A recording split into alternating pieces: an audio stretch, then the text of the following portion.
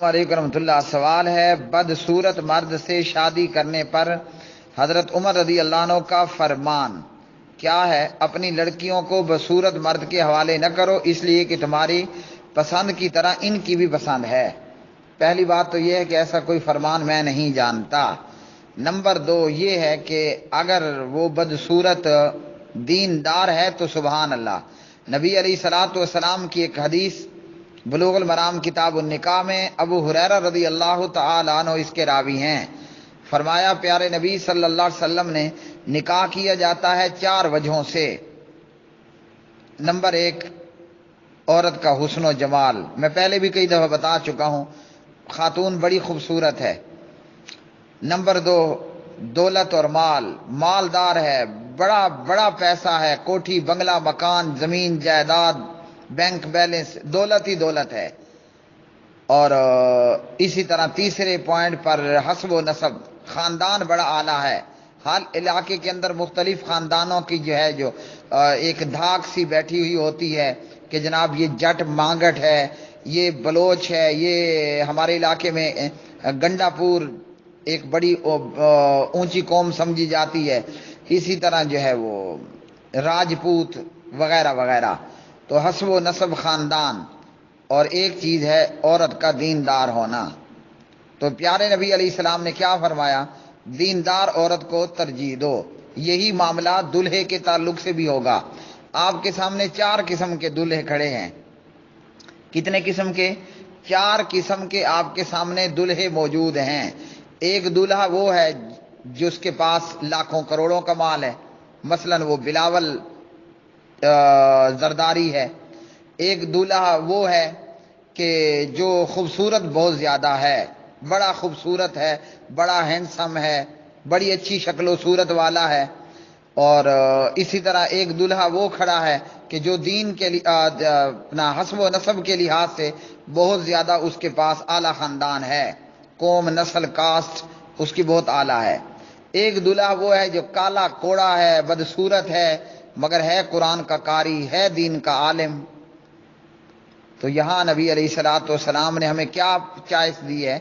فرمایا دیندار سے نکاح کرنا ہے، دیندار کو بیٹی کا رشتہ دینا ہے، دیندار سے جو ہے وہ رشتہ لینا ہے۔ نبی علیہ الصلوۃ والسلام کی حدیث خاتون عورت کے حوالے سے ہے، تو اسی پر قیاس ہوگا، لڑکے کو بھی، دلہے کو بھی، مرد کو بھی۔ تو اس لیے، اور اسی طرح حضرت زید رضی اللہ تعالیٰ عنہ کون تھے؟ غلام بھی تھے، کالے بھی تھے۔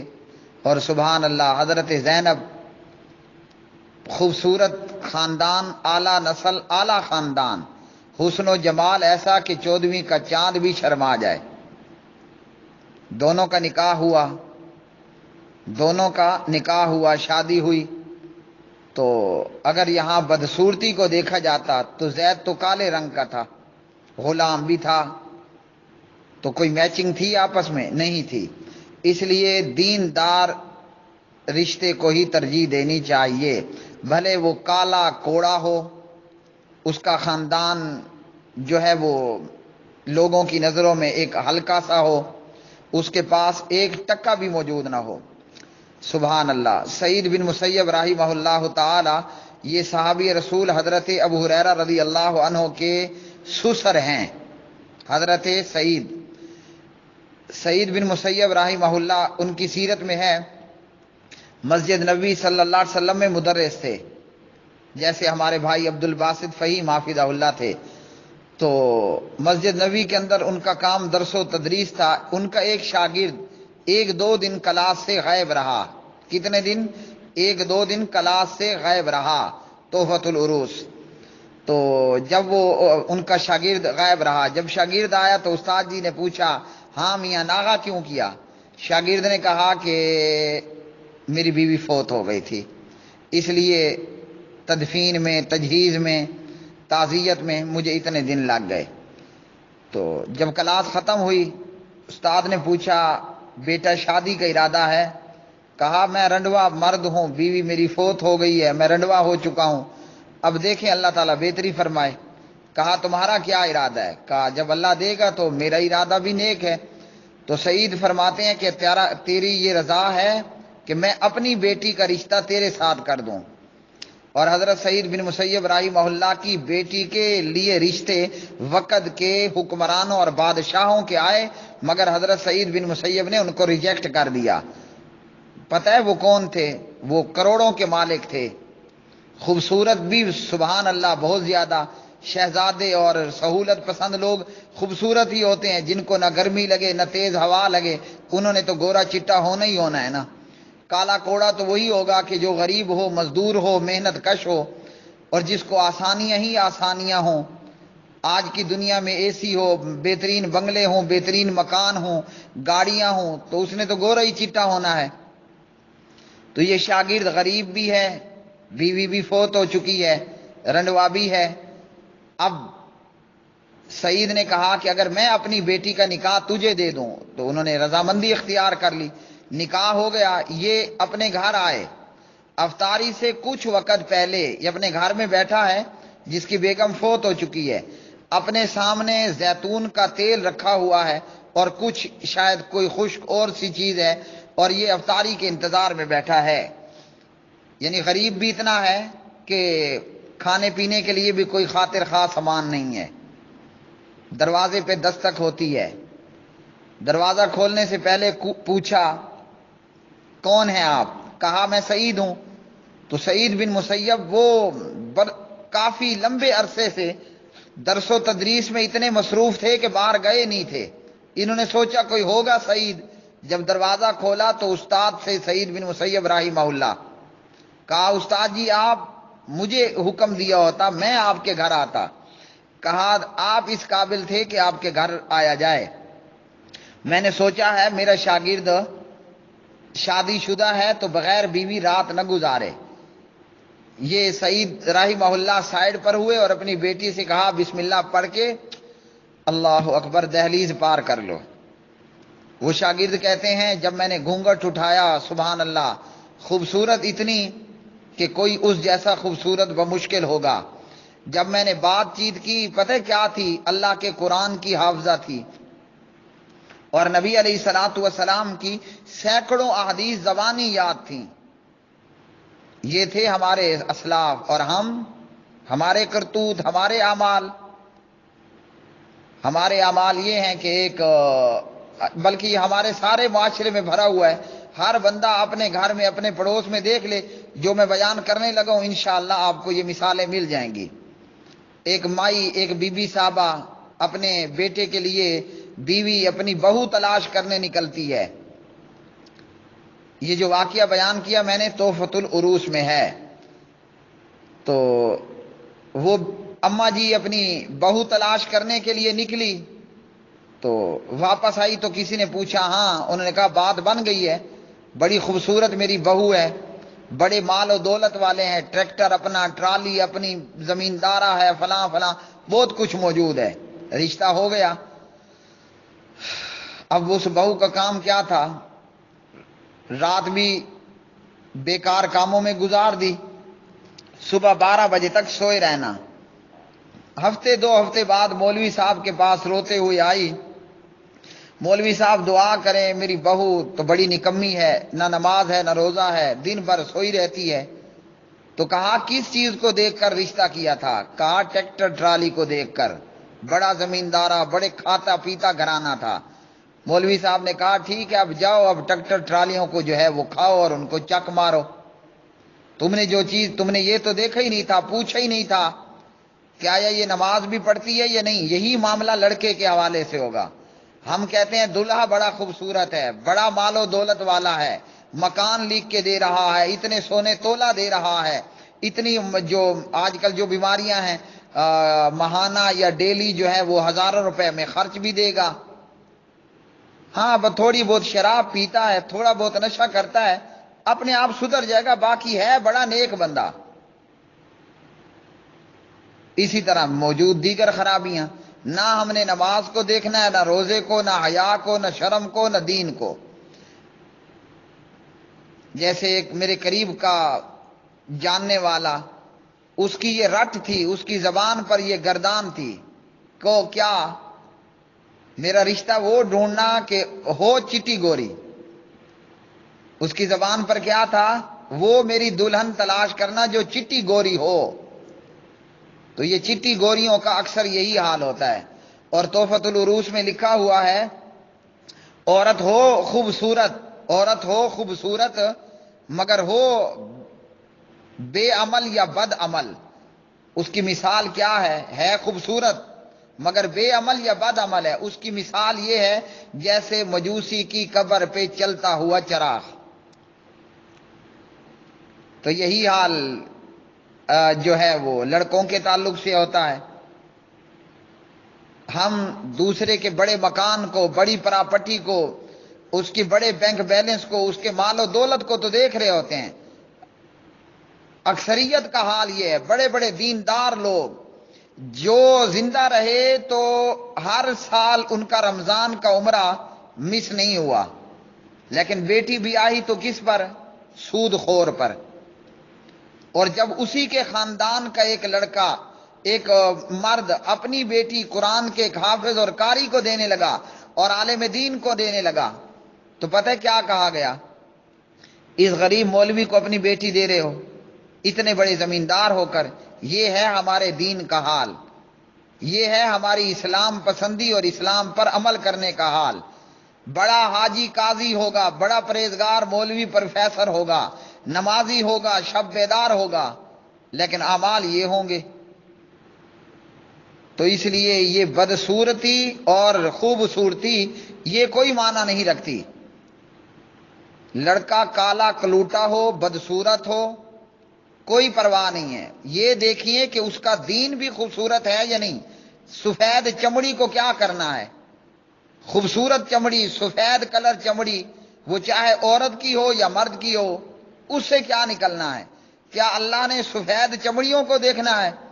اگر سفید چمڑیاں کوئی حیثیت رکھتی ہوتی تو ابو لہب شعلے مارتا ہوا تھا، انتہا درجے کا خوبصورت تھا. اور اس کے مقابلے میں حضرت زید اور حضرت بلال رضی اللہ تعالی عنہما غلام بھی ہیں، کالے بھی ہیں، موٹے موٹے ہونٹ بھی ہیں، موٹا ناک بھی ہے. اللہ کے ہاں کس کا مقام تھا اور ہے؟ ہر ایک ہم یہی کہتے ہیں نا کہ بلال کا مقام ہے، بلال کی شان ہے، زید کا مقام ہے، زید کی شان ہے رضی اللہ تعالی عنہما. تو یہ سفید چمڑی میں کوئی کچھ نہیں پڑا، خوبصورتی میں کچھ نہیں پڑا. اگر اعمال خوبصورت نہیں ہیں تو یہ ظاہری خوبصورتی بیکار ہے. اس لیے اللہ تعالی ہم سب کے لیے، بیٹیوں والوں کے لیے اپنی رحمت کرے. اور پاک پروردگار سے دعا ہے کہ اللہ تعالی ہمیں دیندار، عبادت گزار، اپنی اور اپنے رسول صلی اللہ علیہ وسلم کی اطاعت کرنے والے داماد عطا فرمائے. بھلے وہ ظاہری طور پر بدصورت ہوں، غریب ہوں، ہلکی کاسٹ کے ہوں لوگوں کی نظروں میں. اللہ کے ہاں تو وہی اعلیٰ ہے جو زیادہ متقی ہے، لیکن دیندار ہوں. اور آج پتہ ہے کہ معاشرے کے اندر طلاق کی شرح کیوں زیادہ ہے؟ اور ایک رپورٹ کے مطابق پاکستان، لاہور یا پنجاب کے اندر حد سے زیادہ طلاق کی شرح ہے. ویسے ہر جگہ یہی صورتحال ہے کہ رشتہ دیا جا رہا ہے تو خوبصورتی کو اور مال و دولت کو ترجیح دی جاتی ہے. ہم نے اپنے کانوں سے یہ سن رکھا ہے کہ بڑی تنخواہ ہے، بڑی نوکری ہے، بڑا خاندان ہے، بس چھوٹا بہت جواری ہے، کچھ تھوڑا معمولی نشہ کر لیتا ہے، خالی سگریٹ پیتا ہے، بھری ہوئی سگریٹ نہیں پیتا. تو ستیہ ناس ہو گیا تمہارا، تم برباد ہو گئے، ہلاک ہو گئے، کس راہ پہ چل پڑے ہو. یہ ہے ہمارا معیار کہ کیا صرف نکاح کا مقصد سیکس ہے، اس کے علاوہ اور کوئی مقصد نہیں ہے؟ اگر ہم نکاح کے مقاصد کو سامنے رکھیں تو نکاح کا ایک بڑا مقصد یہ بھی ہے، ایک اچھی نسل، ایک اچھی پیداوار. کوئی بیکار گندی بنجر زمین، کم پیداوار دینے والی زمین خریدے گا؟ تھور زدہ زمین کوئی خریدے گا؟ یا ایسی زمین خریدے گا کہ فصل بیکار سی پیدا ہو؟ ہر بندہ یہی کوشش کرتا ہے فی کنال زیادہ سے زیادہ گندم کی پیداوار ہو، ایسا رقبہ، ایسی زمین لینی چاہیے. تو نکاح کا مقصد ہے محمد الرسول اللہ صلی اللہ علیہ وسلم کی امت کے اندر بڑھوتری، اور وہ نکموں کی بڑھوتری نہیں، کام کے لوگ پیدا ہوں۔ وہ تب کب پیدا ہوں گے؟ جب باپ بھی دیندار ہوگا، ماں بھی دیندار ہوگی۔